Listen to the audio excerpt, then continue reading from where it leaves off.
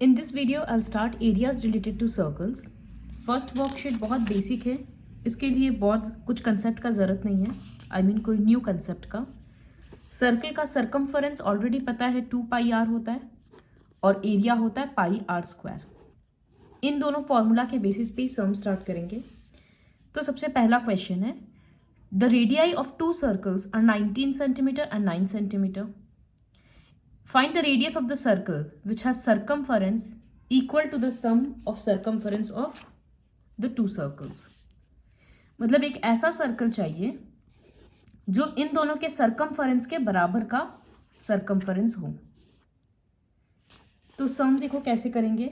Radius of first circle R1 19 centimetre और radius of second circle R2 9 centimetre. Let the radius of third circle भी capital R। तो according to question क्या है, दोनों का circumference add करेंगे तो मतलब 2 pi R1 plus 2 pi R2 equals to third circumference 2 pi capital R। यहां से 2 पाई कॉमन लेंगे तो इस तरह से बचेगा ब्रैकेट में R1 और यहां से R2 और यहां 2 पाई R है। 2 पाई कट गया, यहां R1 के बदले 19 लिख दिए, R2 के बदले 9, तो कैपिटल R का वैल्यू आ गया 28 सेंटीमीटर। यहाँ पर अलग से कैलकुलेशन पहले दोनों का सरकमफरेंस नहीं निकाले क्योंकि पता था कि अकॉर्डिंग टू द प्रॉब्लम में कट जाएगा। इसी तरह से दूसरा क्वेश्चन है, 2 रेडियस दे दिया 8 सेंटीमीटर और 6 सेंटीमीटर। बोला find the radius of the circle having area equal to the sum of the areas of 2 circles. पहला क्वेश्चन में 2 का सरकमफरेंस ऐड करने से तीसरा का सरकमफरेंस बन रहा था। दूसरा क्वेश्चन में दोनों का एरिया ऐड करने से तीसरा का एरिया बनेगा। तो फिर से लिखेंगे, पहला radius R1 8 centimetre, let the radius of second circle R2 equals to 6 centimetre. Third radius capital R है। इस बार अकॉर्डिंग टू प्रॉब्लम में बनेगा pi R1 square plus pi R2 square equals to pi capital R square. इन दोनों में से pi common आएगा तो यहां बचेगा R1 स्क्वायर और यहां बचेगा R2 स्क्वायर। पाई और पाई कैंसिल हो गया, R1 के बदले 8 स्क्वायर, R2 के बदले 6 स्क्वायर और यहां कैपिटल R स्क्वायर। ये 64 और 36 ऐड होके 100 बन गया, स्क्वायर रूट आएगा तो रेडियस 10 सेंटीमीटर। तो मतलब जो बड़ा वाला सर्कल बनता उसका रेडियस 10 सेंटीमीटर होता। फिर थर्ड क्वेश्चन, आर्चरी का गेम में पता है ना, इस तरह से अलग अलग टारगेट बना हुआ रहता है अलग अलग कलर से। तो यहाँ पर वही है, यहाँ थोड़ा सा ये प्रिंट डार्क हो गया, गोल्ड के बाद यहाँ पर रेड है, फिर ब्लू है, फिर ब्लैक है, फिर वाइट है। तो अलग सबका डायमीटर दे दिया। जो सबसे अंदर में गोल्ड रिंग है उसका डायमीटर है 21 सेंटीमीटर, ये वाला रिंग का। उसके बाद सारा बैंड का विड्थ है 10.5 सेंटीमीटर। मतलब ये एक गोल्ड रिंग है, अंदर का रीजन है गोल्ड, फिर उसके बाहर है रेड। तो गोल्ड का रेडियस होगा 21/2 सेंटीमीटर, मतलब 10.5 सेंटीमीटर। उसको R1 लिख रहे हैं। तो बाहर वाले रिंग का रेडियस कितना होगा, ये विड्थ बोला है 10.5, तो अंदर का जो रेडियस है 10.5 उसके साथ ये 10.5 ऐड कर देंगे तो 10.5 प्लस 10.5 21 सेंटीमीटर। फिर रेड के बाहर ब्लू रिंग है, ब्लू रिंग के लिए और 10.5 रेडियस में ऐड हो जाएगा, फिर ब्लैक, फिर वाइट, तो इस तरह से 10.5 रेडियस में बढ़ते जाएगा। तो गोल्ड का एरिया कैसे निकालेंगे, वो तो बहुत सिंपल है, पाई आर स्क्वायर हो जाएगा। तो देखो यहां लिखे radius of gold region R1 21/2 10.5 centimetre. फिर radius of second circle R2, इसी तरह से R3, यहाँ 21 आया तो 21 में फिर ऐड किए।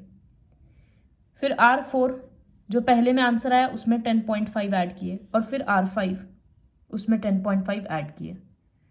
तो 5 रेडियस तो निकल गया। अब area of golden region pi R1 square, तो पाई 10.5 स्क्वायर पाई के बदले यहाँ 22/7 ही यूज करेंगे, तो 22/7 इंटू 10.5 इंटू 10.5। एक बार तो ये कट जा रहा है 1.5 से, फिर तीनों को मल्टीप्लाई करेंगे तो आंसर आ रहा है 346.5 सेंटीमीटर स्क्वायर।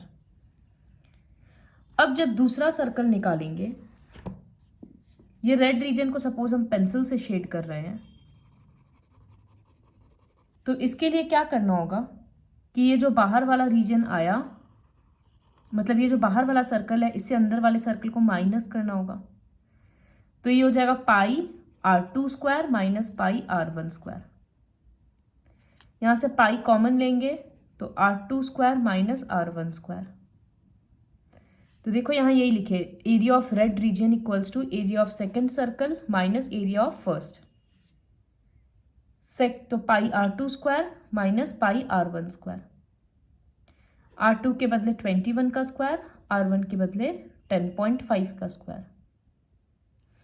अच्छा, यहां हम पाई कॉमन नहीं ले भी सकते हैं, तो 21 का स्क्वायर 441 पाई और 10.5 का स्क्वायर 110.25 पाई। दोनों को सब्ट्रैक्ट कर दिए तो 330.75 पाई आया। फिर पाई के बदले 22/7 पुट करके कट करके ये आंसर आएगा।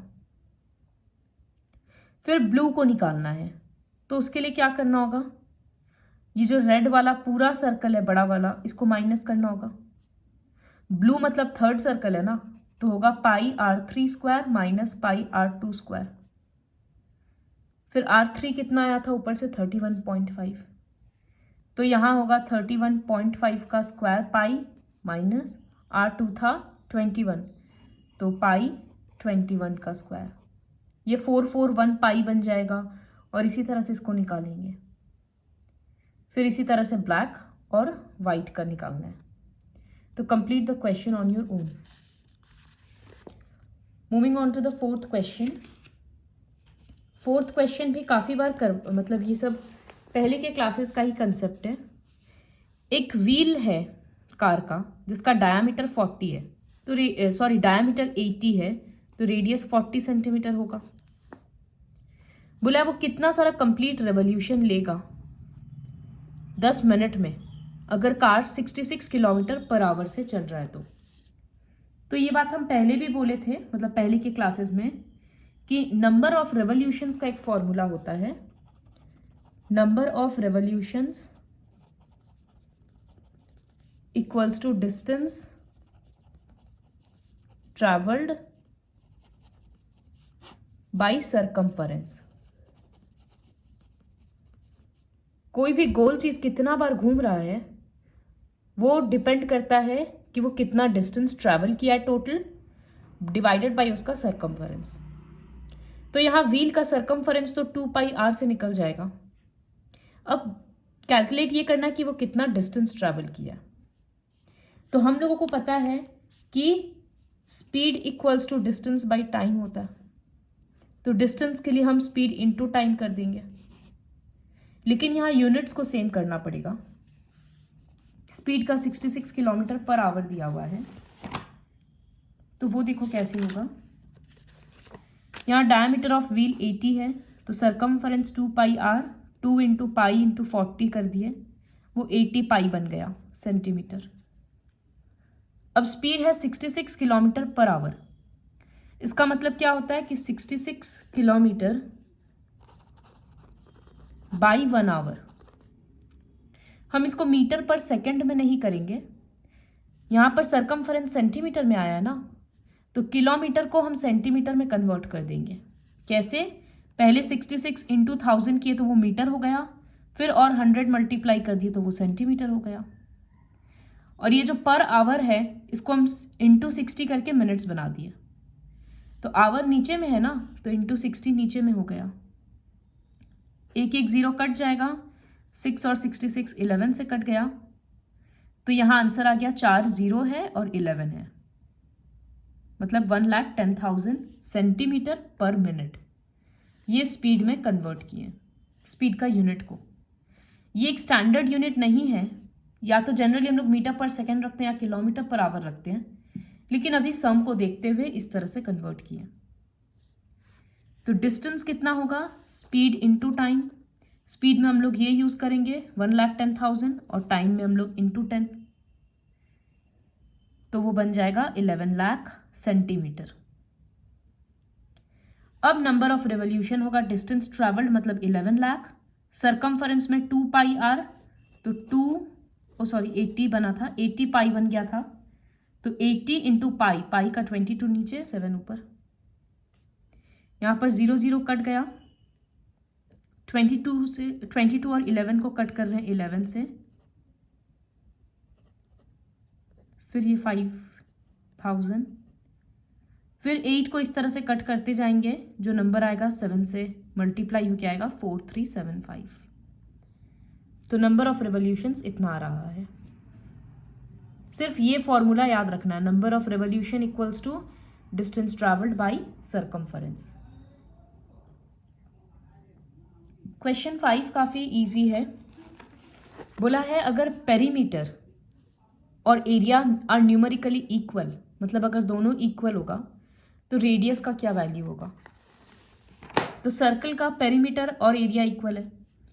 पेरीमीटर मतलब 2 पाई आर, सरकमफरेंस ही होता है, और area pi R square. Pi pi cut गया, 2 आर में से 1 आर कट गया, तो यहाँ का 2 काट दिए, तो यहाँ 2 बच गया और यहाँ आर, तो आर इक्वल्स टू 2 सेंटीमीटर या मीटर कुछ नहीं लिखेंगे, लिखेंगे यूनिट्स। तो option A is the correct answer. Complete this worksheet, this exercise with the help of this video.